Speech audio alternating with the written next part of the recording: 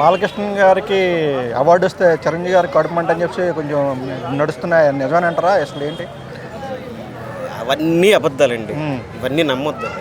నేను నాకు తెలిసినప్పటి నుంచి, తెలిసినప్పటి నుంచి రామారావు గారి అభిమాని, తర్వాత చిరంజీవి గారి అభిమాని, ఖైదీ మూవీ నుంచి ఈ రోజు కూడా మేము చిరంజీవి అభిమానులే. బాలకృష్ణ గారు అట్లని బాలకృష్ణ గారు తక్కువ అంచనా వేస్తే ఎట్లా? ఒక భైరవ దీపం, ఒక అఖండ, ఒక ఆదిత్య 369 ఇలాంటి మూవీస్ చేశారు. నాట్ ఓన్లీ ఫర్ మూవీస్ అండి, రాజకీయ రంగంలో కానీ సేవా రంగంలోనే అలాంటి గొప్ప వ్యక్తికి రావడం అనేది అతనికి అర్హత తగ్గట్టు హ్యాపీ. ఇంకా అత్యున్నతమైన పదవులు రావాలా అంటే ఆయనకి రావడం ఆలస్యమైందంటారా? చిరంజీవి గారికి ఎప్పుడో వచ్చేసింది పద్మభూషణ్. దాని గురించి మనం కామెంట్ చేయకూడదు, కానీ అతను రావడం లేట్ అయింది అనేది కూడా పక్కన పెట్టి వచ్చింది హ్యాపీ, చాలా హ్యాపీ. అవార్డుల మీద కూడా రాజకీయాల ప్రభావం పడుతుందంటారా?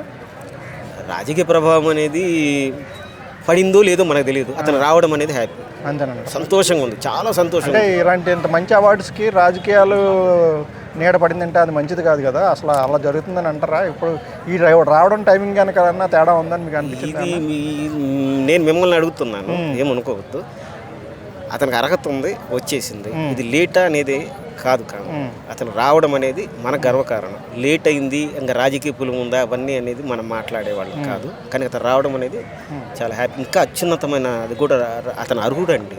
ఎంత గొప్ప సినిమాలు చేశాడు, ఎంత ప్రొనౌన్సియేషన్ ఎంత బాగుంటుంది, అఖండలో ఎంత హిందూయిజాన్ని ఎంత ఎలిమినేట్ చేశాడు, అతను ప్రొనౌన్సియేషన్ ఎంత బాగుంటుంది, అకలింపు చేసుకుని ఎంత బాగా చెప్తున్నారండి. ఈ రోజు కూడా ఆ వయసులో ఎంత ఇదిగా చేస్తున్నారు. యంగ్ హీరోలకి పోటీగా వాళ్ళ సినిమాలే రిలీజ్ కావడానికి భయపడే స్టేజ్కి వచ్చేసినాడు బాలకృష్ణ గారు. అలాంటి గొప్ప వ్యక్తి రావడం అనేది సినిమా ఫీల్డే కాదు కదా, ఎన్నో రంగాల్లో అతను నిష్ణాతుడు నిరూపించుకున్నాడండి. ఒక హాస్పిటల్ సేవ అతను రావడం అనేది చాలా గొప్పతనం, హ్యాపీగా ఫీల్ అవుతున్నాం. మనవాడు, మన తెలుగువాడు. ఫస్ట్ ఆఫ్ ఆల్ మన తెలుగు వాళ్ళు ఎంతమందికి రండి, మనం హ్యాపీగా ఫీల్ అవుతాం. చిరంజీవి గారు కూడా ట్వీట్ చేశారు, కంగ్రాచులేషన్స్ అని చెప్పేసి అందరికీ. మనం అనుకుంటున్నామండి చిరంజీవి బాలకృష్ణ మంచి ఫ్రెండ్స్ అండి, మనం మధ్యలో మనం అనుకుంటాం, కానీ ఒకప్పుడు ఏదో ఆ ఊ అని ఉండేది, కానీ ఇప్పుడు ఏమీ లేదు, అందరూ హ్యాపీ ఫీల్ అవుతున్నారు. బాలకృష్ణ గారి సినిమా చూసి అందరూ ఎంజాయ్ చేస్తున్నారు, చిరంజీవి గారి సినిమాలు ఎంజాయ్ చేస్తున్నారు అందరూ. మేము ఖైదీ దగ్గర నుంచి చూస్తున్నాం, ఎంత కట్అవుట్లు చూస్తున్నాం. కళారంగానికి ఇచ్చారంటారా? బసవతారకం క్యాన్సర్ హాస్పిటల్ సేవలు అన్ని రంగాల్లో నిష్ణాతుడు. ఇప్పుడు పద్మభూషణ్ అనేది ఒక రంగం అనేది కూడా కాదండి, ఒక రంగం ఒకవేళ వాళ్ళు ఒకే రంగం చూసి ఇచ్చినారన్నా కూడా నేనైతే అన్ని రంగాల్లో అతను నిష్ణాతుడు, టాప్, అన్ని రంగాల్లో డెవలప్ చేసినాడు. కాబట్టి అతను రావడం అనేది చాలా మంచిది. అంటే ఆయన ఎమ్మెల్యేగా 3 సార్లు వరుసగా గెలుచుకుంటూ వస్తున్నారు. ఆయనకు మినిస్టర్ అయితే ఎప్పుడు చేయలేదు, ఆయన సినిమాల మీద దృష్టి పెడుతున్నారు. ఈసారి ఈ అవార్డు కూడా వచ్చింది కాబట్టి ఆయన కొంచెం ప్రజాసేవలో కూడా అలా ఎమ్మెల్యేగా సేవలు అందిస్తూ నేరుగా ఒక మినిస్టర్ తీసుకుంటే మంచిదంటారా?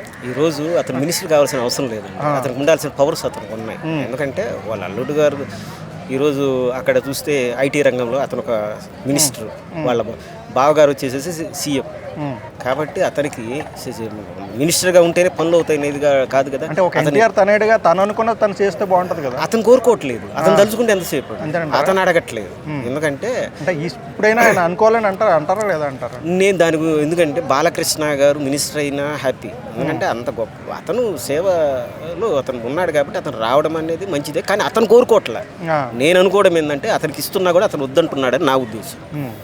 సో అంటే చంద్రబాబు నాయుడు గారు అడిగితే వెంటనే ఇచ్చేసే అవకాశం. ఎందుకంటే తను సినిమా రంగంలో ఉన్నారు కాబట్టి ఒక మినిస్టర్గా సేవలు అనేది ప్రతినిత్యం అక్కడ కేటాయించాలి, ప్రతినిత్యం అంత దూరం కేటాయించలేకపోతున్నారేమో అని అనిపిస్తుంది.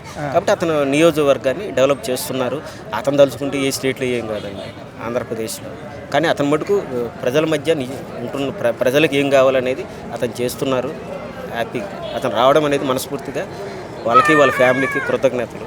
ఇంకా అతనికి పదవి ఇచ్చిన, అతను పద్మభూషణ్ ఇచ్చిన సెంట్రల్ గవర్నమెంట్. అంటే ఎన్టీఆర్ ఫ్యామిలీలో కానీ నందమూరి ఫ్యామిలీలో లేడీస్ కొంచెం రాజకీయాలకు దూరంగా ఉంటారు. బ్రాహ్మణి గారు చాలా కొంచెం మెచ్యూర్డ్గా ఉంటారన్న టైప్లో ఉంటుంది.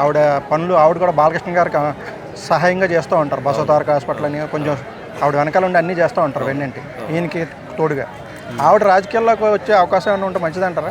రాకూడదని మనం ఎందుకు చెప్తాం. ఈరోజు మనం లొకేషన్ చూసుకుంటున్నాం. ఒకప్పుడు లోకేష్కి ఇప్పుడు లోకేష్ గారికి తేడా చూడండి. ఈరోజు ఆంధ్రప్రదేశ్లో ఉండే ఆర్థిక వ్యవస్థ మీద, ఇంకొద్ది గ్రామీణ వ్యవస్థల గురించి కానీ, ఐటీ రంగంలో కానీ ఎంత ఇదిగా మాట్లాడుతున్నాడు. ఎక్కడ ఎంత కేటాయించాలా, ఎవరికి ఎట్లా చేయాలా, ఎంతమందికి జాబ్స్ రావాలనేది ఈరోజు లోకేష్ గారికి అన్నీ తెలుసు కదా. లోకేష్ ఈరోజు ఆర్థిక శాస్త్రంలో అతను చదివేది. అందులో ఎవరు ది గ్రేట్ చంద్రబాబు నాయుడు తనయుడు.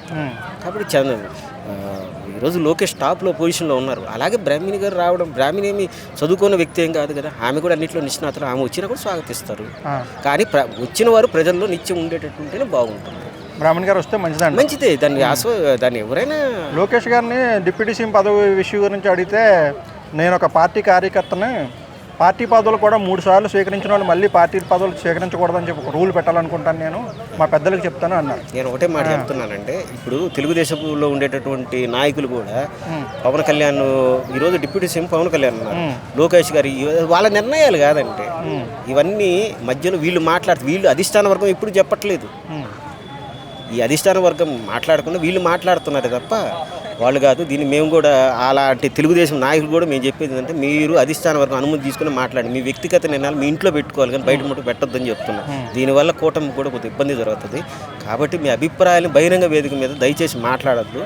అది రాజకీయంగా పార్టీ అధిష్టానం ఆదేశిస్తే మాట్లాడండి, అది మీ ఇష్టం. అది కానీ పార్టీ అధిష్టానం లేకుండా మాట్లాడొద్దని వాళ్ళకి కూడా కోరుకుంటున్నాం. కూటమి బేటలు కాకుండా చూసుకోవాలని కోరుకుంటాం. మళ్ళీ ఆ జగన్ రాకుండా ఉండాలంటే